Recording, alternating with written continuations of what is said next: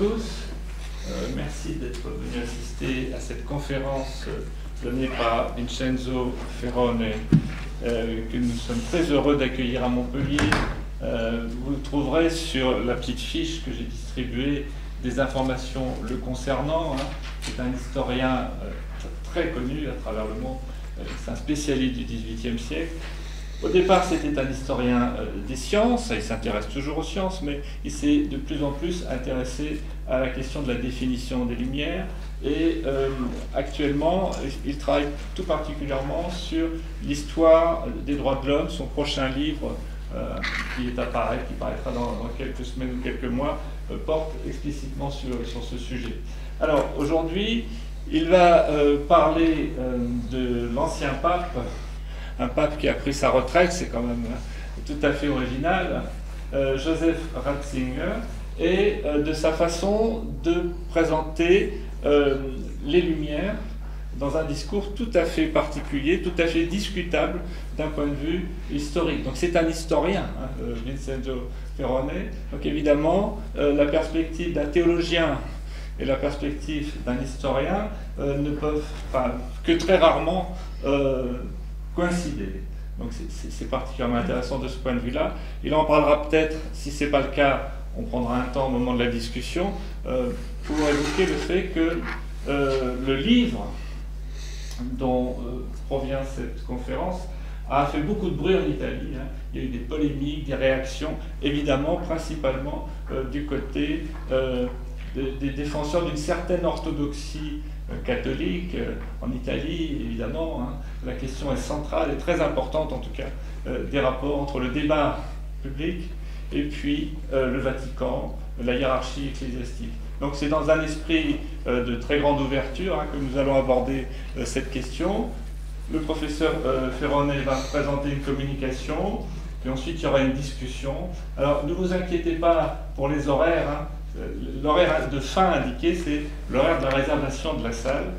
Ça se terminera plus tôt, bien sûr, que ce qui est indiqué sur ce programme.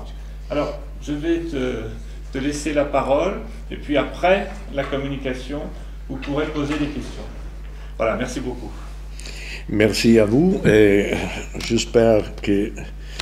Je vais lire le test parce que je suis convaincu que l'argumentation est un petit peu compliquée, mais j'espère qu'elle peut intéresser surtout sur la question de l'usage public des Lumières. Beaucoup de gens vont réfléchir pourquoi nous devons étudier les Lumières, pourquoi les Lumières sont rentrées en champ et sont devenues sujet de discussion.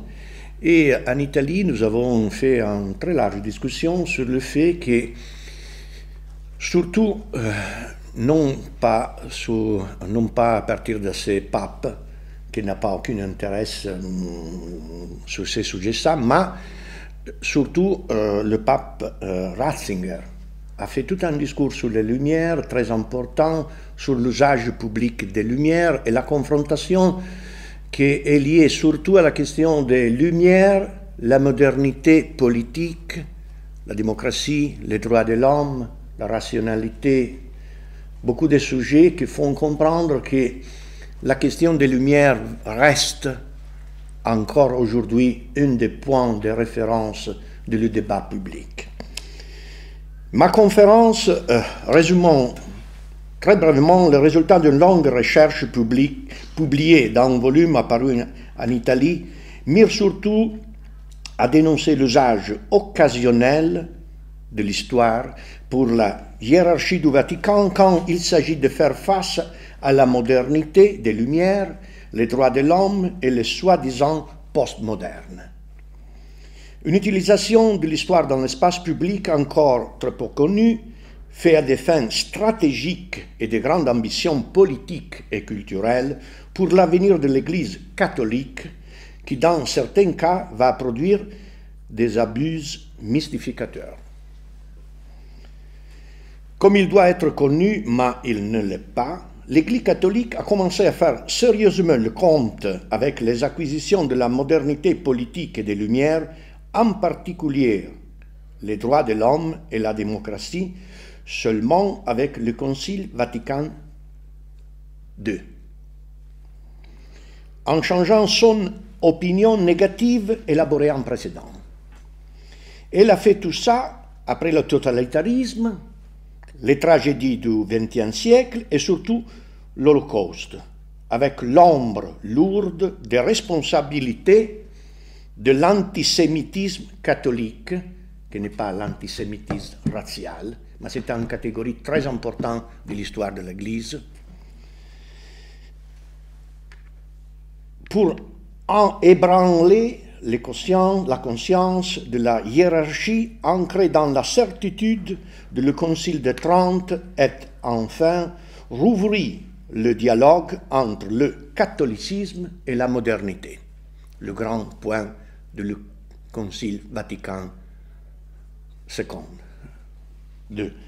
Bien que lettre morte dans les années 30, en France, surtout en France, autour de la revue d'avant-garde catholique Esprit, des grands hommes tels que Mounier, Danielou et Maritain avaient commencé une comparaison étroite des temps à la politique moderne des droits de l'homme élaborée par les Lumières, reconnaissant enfin le relief positif, mais aussi en soutenant la nécessité d'aller au-delà de ce, je cite, vice radical de l'humanisme anthropocentrique, qui l'avait enraciné. Il avait théorisé la nécessité d'ouvrir la route à droit social à, je cite, nouvelle chrétienté, capable d'accueillir les aspects positifs de la modernité, christianiser les mêmes racines, tout en évident toute diabolisation présomptueuse.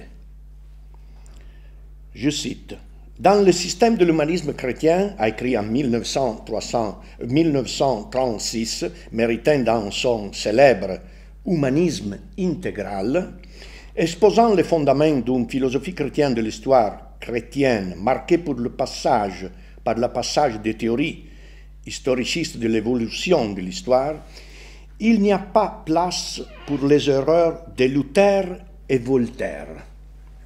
Mais, et c'est ça c'est très important, Luther et Voltaire, qui malgré les erreurs de l'histoire humaine, ont contribué à certaines accumulations.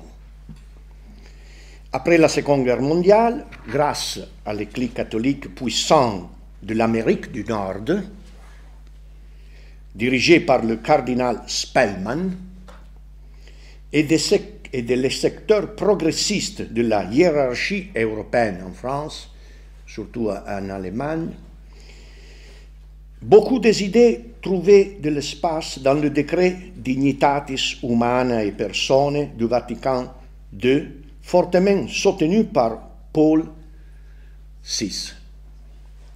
Dans ce document fondamental, pour la première fois, et je souligne pour la première fois, le monde catholique appelait le ius ad libertatem religiosam comme un droit inaliénable de la personne contre laquelle rien ne pouvait faire la raison d'État et néanmoins, sont des citations dans ce texte, la raison de l'Église. Mais c'est la première fois que la liberté de conscience va à devenir droit naturel de la personne. Voltaire a vaincu. Après des siècles de dénonciation des droits de l'homme, fils des Lumières et de la Révolution française, le jugement était en train de changer radicalement signe. C'était en révolution. Cette expression, il laissa échapper à cette occasion un témoin exceptionnel, comme Karol Wojtyła. Ce sont des mots de Karol Wojtyła. C'était en révolution. Généralement, dans le monde catholique, la parole révolution n'existe pas. Il y a une continuité. Depositum fidei est organisé. Il y a des transformations, des mutations, mais jamais des révolutions. Karol Wojtyła venait de la Pologne et dit, oh mais c'est ça, c'est une révolution. Carlo Gautier, qui avait immédiatement compris qu'au-delà de l'appréciable nouveauté théologique et ecclésiale, la possible signification politique de la réorientation de l'accent des droits de Dieu aux droits de la personne dans la lutte contre le communisme. Dans ce moment-là, va partir tout un discours qui va mettre en liaison droits de l'homme, mais je préfère parler de droits humains. Droits humains. Les droits humains, c'est une invention de ces périodes-là, pour la lutte contre le communisme, la lutte contre le totalitarisme, et en général, c'est un moment péculier de l'histoire de l'Occident. En fait, le soi-disant tournant anthropologique du Vatican II, qui s'est affirmé dans les œuvres de certains des protagonistes de la nouvelle théologie, c'est une expression très célèbre, d'une attentive décision pour le réexamen de l'historicité du christianisme. La révalorisation de l'histoire et de l'existence humaine dans le temple comme lieu théologique a été rapidement abandonnée dans l'interprétation ultérieure des résultats du concile. L'histoire entre dans le projet théologique. Et c'est très important ça, hein? Parce que dans tout le monde, quand les religions abandonnent la primauté des théologies et font le compte avec l'histoire, le monde change. Le monde change. La comparaison entre l'humanisme chrétien et l'humanisme des Lumières, implicite dans la question posée dans la Gaudium et Spes, qu'est-ce que c'est l'homme? Quel est le sens de la souffrance, je cite, du mal et de la mort qui continue à exister malgré tant de progrès, fut rapidement résolu une hermétique toute philosophique et théologique avec l'abandon de la rute, difficile et inquiétant sans doute, de le respect de la vérité historique, de la tolérance et de la reconnaissance mutuelle entre les deux formes d'humanisme, la chrétienne et celle des Lumières, qui ont profondément marqué l'histoire et l'identité de l'Occident. J'ai travaillé sur ces sujets-là quand le débat sur les racines de la culture et de l'identité européenne ont été portés à Bruxelles. En Italie, il est sorti tout un grand débat et j'ai participé à ces débats pour dire qu'il existe les racines de l'humanisme chrétien et il existe aussi les racines de l'humanisme des Lumières. En faveur de ces derniers choix est certainement joué un rôle important dans la prévalence de la culture théologique et philosophique du monde catholique allemand dans l'horizon intellectuel de la hiérarchie du Vatican dans les dernières décennies. Une culture forte et suggestive qu'il a trouvée dans l'œuvre d'un penseur comme Romano Guardini, c'est un des plus grands théologiens du siècle passé. Romano Guardini, qui est né à Vérone en 1885, professeur de théologie catholique à l'Université de Monaco, et où longtemps pour continuer à enseigner jusqu'à 1968, l'année de sa mort. Un point décisif de référence, Romano Guardini, en particulier pour la formation théologique et philosophique de son jeune élève, Joseph Ratzinger. Mais Romano Guardini, c'est un catholique aujourd'hui, en Italie, sont en train de faire toute l'œuvre complète, la Morcelliana de Brescia, et c'est un théologien vraiment très, très intéressant. Dans la célèbre Das Ende der Neuzeit, 1951, Guardini a proclamé avec des arguments philosophiques très solides, non seulement la fin de l'âge moderne est terminé, Vous comprenez que nous sommes à l'origine de tout le discours postmoderne. 1951. Le postmoderne n'est pas encore arrivé. Mais l'Église a commencé à dire l'état moderne est terminé. Et c'est ça qui fait comprendre quelles sont les racines vraies du discours postmoderne. Toutes les connexions avec le spiritualisme et des choses comme ça.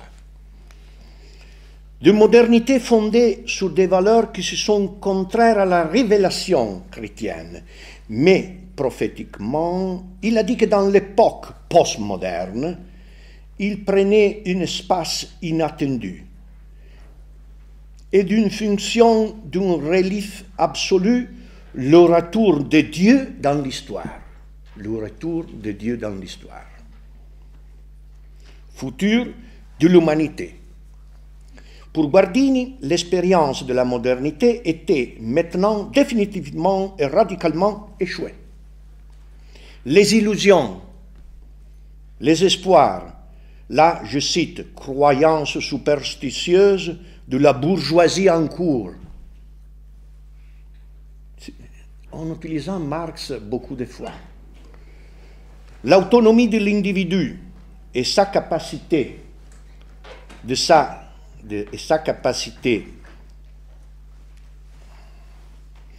à se donner les moyens de sa propre force en dehors de Dieu, avait produit les horreurs du totalitarisme, l'Holocauste, les perspectives effrayantes à venir de la technoscience hors de contrôle,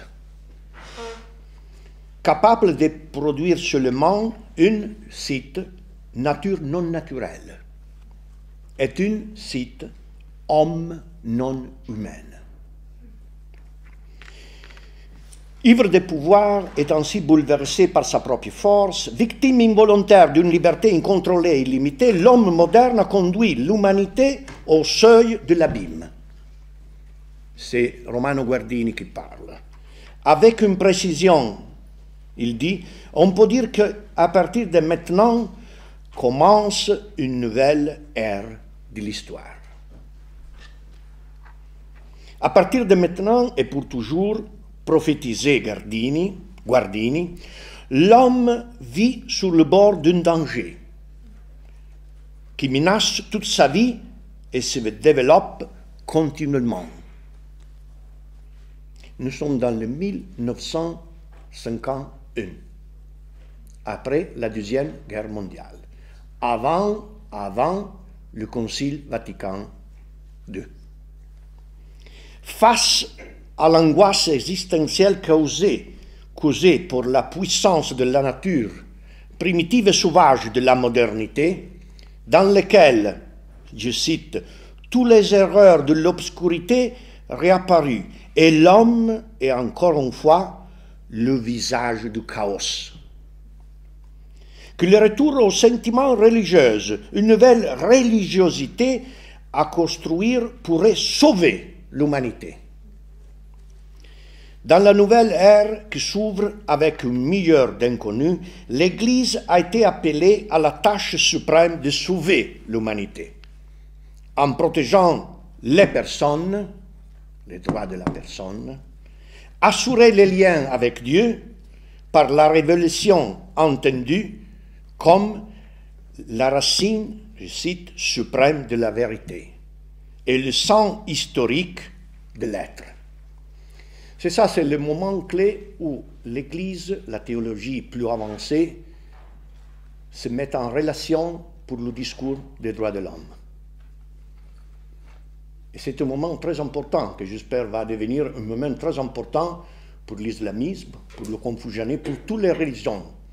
L'Église catholique a fait ce jeu et a compris ce qu'elle doit faire.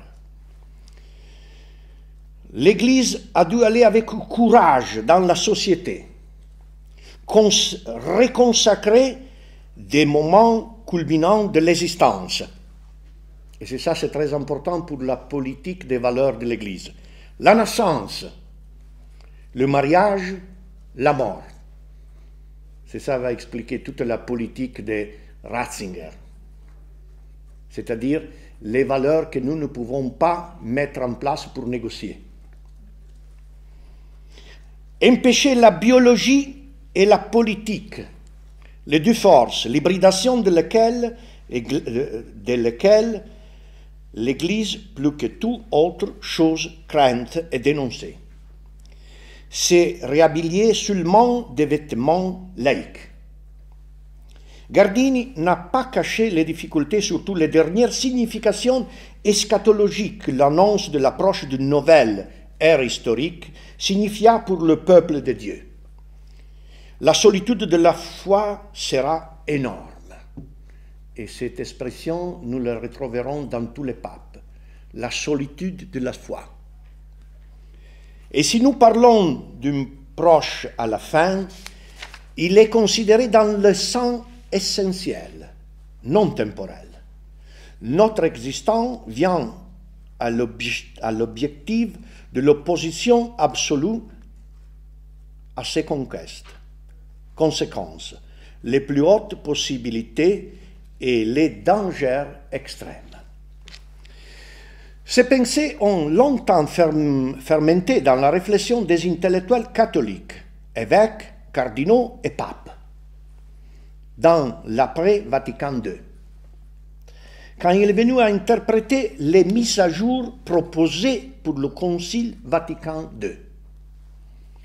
La version substantielle contre la modernité des Lumières du Jean-Paul II se rendent, par exemple, des cicatrices profondes.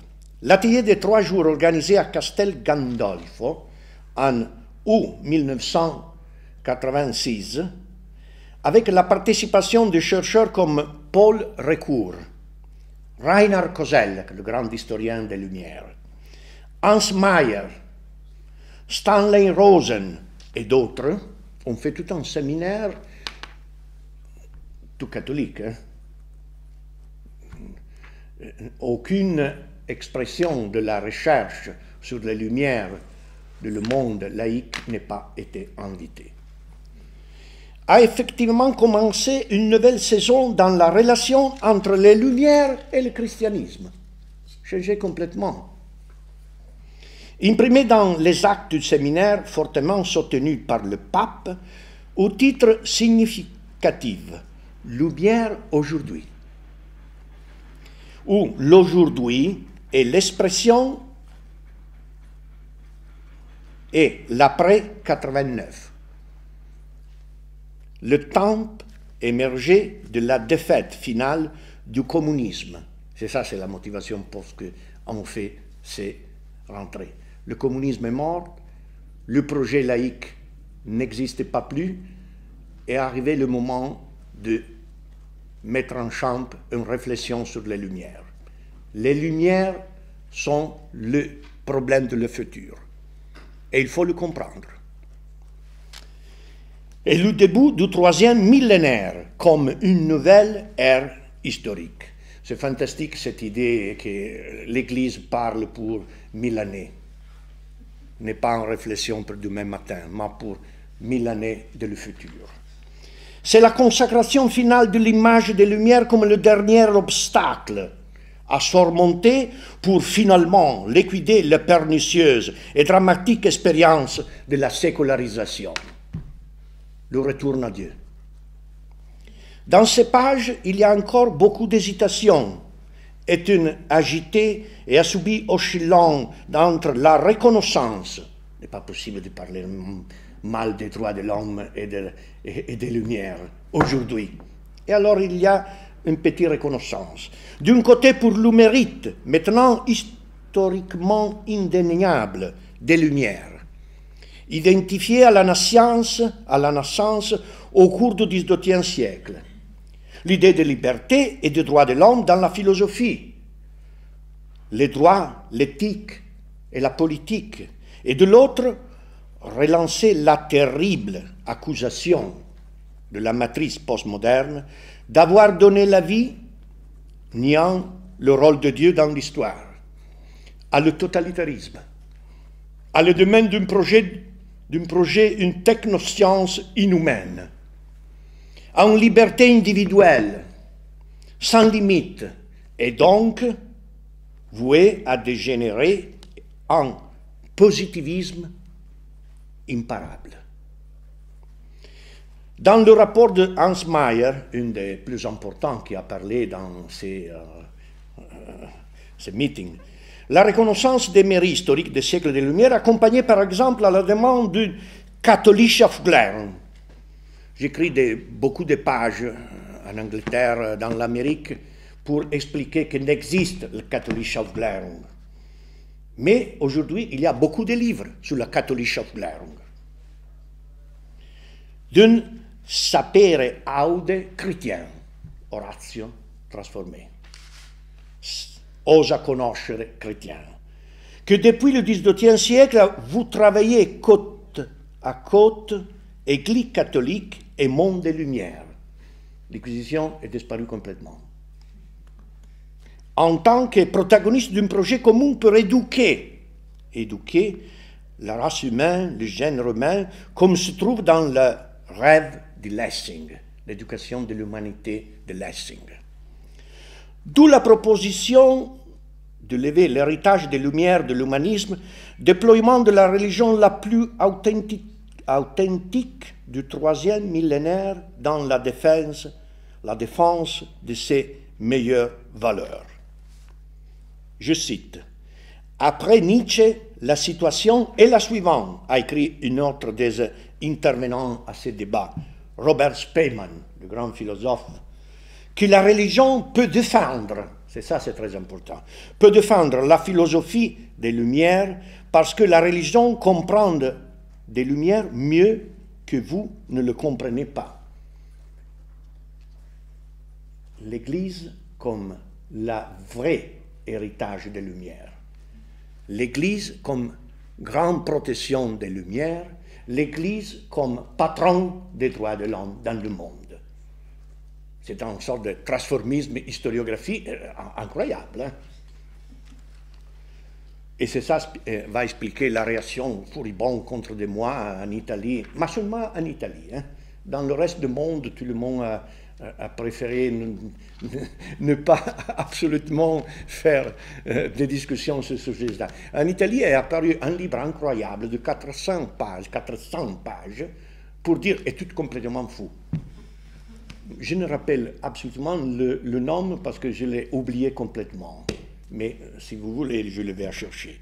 Dans les conclusions de Jean-Paul II, consacrées à l'explication des racines religieuses, il a écrit toutes les conclusions de ces débats, de la métaphore des Lumières et de les Lumières, la stratégie d'appropriation de l'héritage des Lumières, selon le schéma traditionnel, un vieux schéma, traditionnel d'Augustin, de l'assimilation et de le dépassement de l'héritage classique de la Grèce et de Rome par le christianisme dans la cité de Dieu. Il semble enfin avoir trouvé son approbation définitive et faisant autorité. L'Église a créé la modernité et aujourd'hui l'héritage de la modernité et va donner la garantie de la modernité. Beaucoup de ces idées ne sont pas nouvelles et ont longtemps circulé après le Concile Vatican II. Et pourtant, parmi ceux qui, pendant et après le Concile, ont médité plus intensément sur la relation complexe entre le christianisme et les Lumières, nous trouvons certainement Joseph Ratzinger. Il a fait de ça une grande question de théologique et de politique qui mérite une attention particulière car elle a pu s'appuyer sur les résultats contenus dans le célèbre volume La dialectique des Lumières, publié par Adorno et Horkheimer. Un texte qui est tout à fait omniprésent dans la pensée de Ratzinger. C'est incroyable. Hein? tout le monde catholique est devenu la dialectique de Adorno-Horkheimer, qui ne sont pas catholiques. Le thème de la christianisation des Lumières comme une solution au problème philosophique de la dialectique des Lumières, en fait, revient obsessionnellement dans plusieurs de ses écrits. L'Église, il a déclaré à plusieurs reprises, je cite, « Dans la dialectique des Lumières suspend les conditions des Lumières. Prévient la dégénérescence totalitaire, sauvant un message émancipateur initial généré par le Logos. » C'est une construction théologique et philosophique. Il est allemand. Je cite, « La théologie chrétienne, lorsqu'il est utilisé correctement, il doit être considéré comme une force de la philosophie des Lumières. Il est le fondement commun de le logos ioannique, de la culture rationaliste des Lumières et du christianisme que le théologien Ratzinger confie son espoir d'une nouvelle sainte alliance entre la foi et la raison pour sauver l'humanité. Cela est évident dans des tests comme celui qu'il a préparé pour leur rencontre manquée avec les professeurs de l'université La Sapienza de Rome en janvier 2008, où la construction du troisième millénaire de l'humanisme est confiée à la vocation commune originaire de la recherche de la vérité et le dépassement du mythe rationaliste par les théologiens chrétiens et les philosophes des universités européennes depuis la première apparition en Occident. Ou encore dans les interventions inconsidérées, imprécises et parfois erronées sur l'incapacité historique et génétique de l'islam, contrairement au christianisme, d'accepter l'argumentation rationnelle comme horizon de discussion théologique décisive. Vous vous rappelez, il y avait beaucoup de bruit sur les journaux parce que Ratzinger a dit que l'islam n'avait pas une philosophie rationnelle et c'est ça fait la différence entre le christianisme de l'Occident et l'islamisme qui n'a pas ces peculiarités. Et pourtant, à rendre plus difficile le dialogue entre les adeptes de la tradition des Lumières et le monde catholique, reste le flotté contenu de Benoît XVI entre la reconnaissance des mérites historiques de la philosophie des Lumières et sa condamnation comme dangereux chaîne morte de la culture occidentale. Parallèlement à l'admission que les Lumières ont donné lieu à la laïcité moderne, basée sur la séparation institutionnelle positive de l'Église et de l'État, être laïque indique adhésion au sens large du terme à la courant spirituelle actuelle des Lumières, a déclaré récemment Ratzinger. Il fait toujours des références à la responsabilité directe des Lumières vers le totalitarisme. Dans l'encyclique Spe Salvi en 2007, selon une clairement empruntée aux réflexions de Romano Guardini, Ratzinger a proclamé la fin de l'époque moderne et de l'ère des illusions. Rejetant le projet des Lumières d'émanciper l'homme par l'homme et prenant note de l'échec final des prophéties communistes de Marx, en utilisant Marx. Même Kant a été mal enrôlé comme le créateur de la première des sérieux doutes sur le potentiel catastrophique et apocalyptique de l'action humaine dans l'histoire des derniers temps de l'humanité. Le sentiment est que c'est le choix de l'Église catholique de mélanger histoire, théologie et philosophie mène inexorablement à brouiller les pistes et font la discussion toujours de plus en plus difficile de débattre dans l'espace public. La manipulation théologique du discours historique, ou philosophique aussi, ne peut pas aller trop loin, peigne l'éluder ou même la mystification de le droit de l'histoire, ou la banalisation du discours et la perte de crédibilité. Affirmer, comme a fait le théologien Ratzinger, l'existence de trois âges des Lumières, c'est une forme de créativité historiographique, qui aurait au cours de l'histoire, n'aide certainement par la clarté du débat. Le premier de cet âge dans l'Antiquité, disait Ratzinger, transposé par le christianisme et pleinement mis en œuvre par sa victoire sur les païens. La seconde, au XVIIIe siècle, avec le mérite indiscutable dans la lutte pour les droits de l'homme et de l'engagement à l'affirmation de la liberté, mais aussi coupable de le péché de l'expulsion de Dieu du monde, Voltaire et beaucoup de gens qui sont... est enfin l'âge de 12e lumière, aujourd'hui, en action, déshumanisé, privé de Dieu. Le résultat de la dialectique bien décrite par Adorno et Horkheimer est le postmoderne, que seule l'Église peut arrêter.